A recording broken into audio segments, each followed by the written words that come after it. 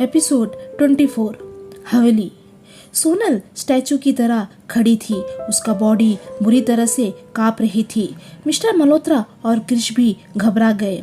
उन्हें कुछ भी समझ में नहीं आ रहा था, आखिर हो क्या रहा है।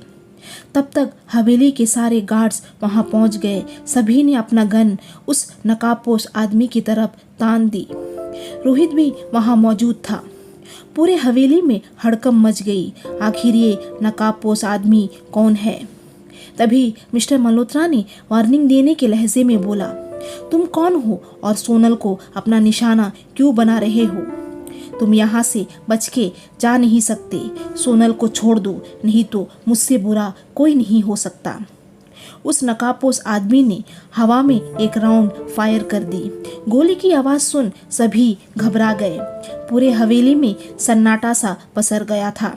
तब तक शीतल, क्रिश का परिवार सभी वहां पहुंच गए और वे सभी बहुत ज़्यादा परेशान थे सोनल के लिए।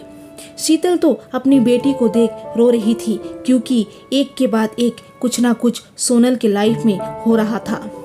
कुछ पल के लिए मिस्टर मल्होत्रा भी डर गए। उसने अपने आप को कंट्रोल किया और काम टोन में बोला, देखो मिस्टर, तुम जो कोई भी हो, सोनल को छोड़ दो। बदले में तुम्हें जो कुछ भी चाहिए मैं सब तुम्हें दे दूंगा। तुम सोनल को छोड़ दो। उस आदमी ने गार्ड्स को पीछे जाने का इशारा किया तो मिस्टर मल्होत्रा ने सभी गार्ड्स को पीछे जाने का इशारा किया। तभी हवेली के गेट से एक तेज रफ्तार से कार अंदर आई और सोनल के सामने आकर रुकी।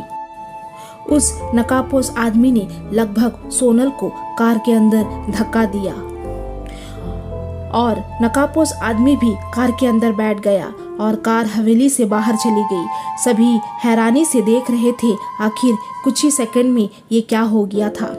शीतल जोर से चिल्लाई और एकदम से जमीन पर गिर गई। खुशी ने उन्हें संभाला। रोहित ने क्रिश को कुछ इशारा किया और एक कार में दोनों बैठ के उस गाड़ी के पीछे चले गए। मिस्टर मल्होत्रा ने गार्ड्स के ऊपर चिल्लाया और बोला, खड़े खड़े मेरा मुंह क्या देख रहे हो? जाओ उस कार का पीछा करो। गार्ड्स भी उस कार के पीछे चले गए। मिस्टर मल्होत्रा परेशान हो गए और उसने किसी को कॉल मिलाया। सामने से आवाज़ आई, जी सर बोलिए। मिस्टर मल्होत्रा ने कहा, क्या वो पुलिस स्टेशन से छूट गया है? ऑफिसर ने कहा, जी सर, आज सुबह ही उनको बेल मिली और हमें उन्हें छोड़ना पड़ा। मिस्टर मल्होत्रा ने और कुछ भी नहीं कहा और फ़ोन कट कर दिया और दांत पीसते हुए कहा, अक्षय खन्ना, तुम्हें मैं नहीं छोड़ूंगा। तुमने इस बार बहुत बड़ी गलती की है मेरी बेटी को किडनैप करके। इस बार मैं तुम्हें जेल नहीं बल्कि सीधा ऊपर पहुंचाऊंगा। और वो हवेली के अंदर चला गया। हवेली के सारे गेस्ट भी धीरे धीरे करके हवेली से बाहर जा रहे थे। तभी दादी अपने कमरे से बाहर आई और बोली, अरे सिद्धू, गोली चलने की आवाज़ आई मुझे, क्या यहाँ सब ठीक है? मिस्टर मल्होत्रा ने अपनी माँ को देखा और उन्हें बिना कुछ कहे अपने कमरे में चला गया। दादी उसे जाता देख रही थी। अरे कोई तो बताओ, आखिर हो क्या रहा है यहाँ? तो खुशी ने दादी को सारी बात बताई। दादी एकदम से सोफे पर बैठ गई। उसका दिल बहुत जोरों से धड़क रहा था। उसने अपने मन में कहा, हे प्रभु, मेरी बच्ची को सलामत रखना।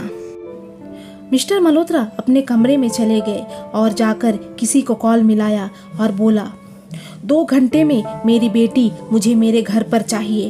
तुम क्या करोगे ऑफिसर, मुझे नहीं पता। अगर उसे कुछ भी हुआ तो मैं तुम लोगों को नहीं छोड़ूंगा। और उसने फ़ोन कट कर दिया और अपना सर पकड़कर सोफे पर बैठ गया। क्रिश और रोहित उस गाड़ी का पीछा कर रहे थे। सोनल जिस कार में थी वो कार दिल्ली की सड़कों पर बहुत तेज रफ्तार से दौड़ी जा रही थी। जाते जाते वो एक सुनसान रास्ते पर पहुंच जाता है। क्रिश और रोहित भी उस कार का पीछा कर रहे थे, लेकिन कुछ ही दूरी पर जाने के बाद क्रिश और रोहित के कार के सामने एक कार आ जाती है। रोहित उस कार को देख हड़बड़ा जाता है वो जल्दी से ब्रेक मारने की कोशिश करता है, लेकिन कार इतनी स्पीड में थी कि ब्रेक लगते लगते उसकी कार जाकर सामने कार को हिट कर देती है और वो क्रिश और रोहित की कार पलट जाती है। जैसे तैसे क्रिश और रोहित कार से बाहर आते हैं। उन दोनों को काफ़ी चोट लगी थी, लेकिन उन्हें उसकी परवाह नहीं थी। उन्हें सिर्फ सोनल की परवाह थी। तब तक गार्ड्स भी वहां आ गए थे और उन्हें वहां से रेस्क्यू कर लिया गया।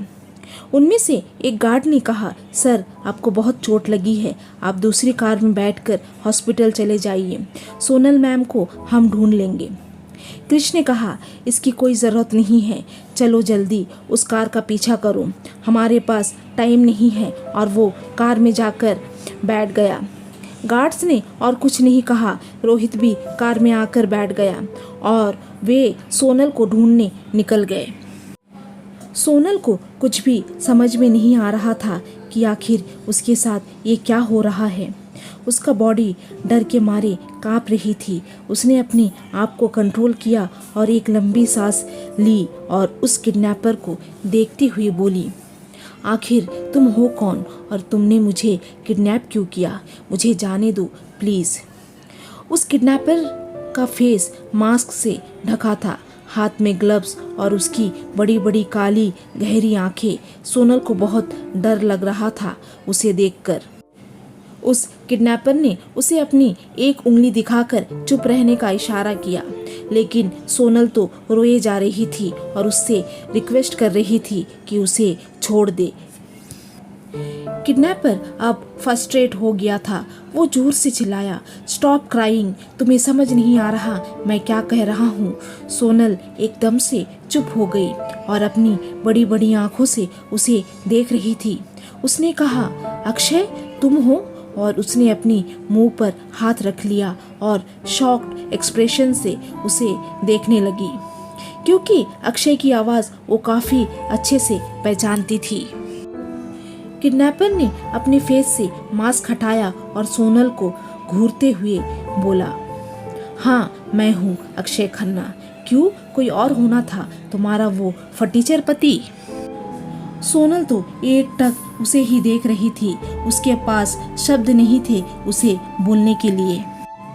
अक्षय बोला, तुम्हारे डैड ने जो किया है मेरे साथ उसका बदला मैं तुमसे लूँगा। मुझे कहीं का नहीं छोड़ा, मेरा नाम बदनाम कर दिया। तो सोनल मल्होत्रा तुम रेडी हो जाओ, तुम्हें तो मैं कहीं का नहीं छोड़ूंगा। सोनल की आंखों से लगातार आंसू बह रहे थे और वो रोते हुए अक्षय को देखती हुई बोली, अक्षय तुम ऐसा मेरे साथ कैसे कर सकते हो? तुम तो प्यार करते हो ना मुझसे? और वो जोर जोर से रोने लगी।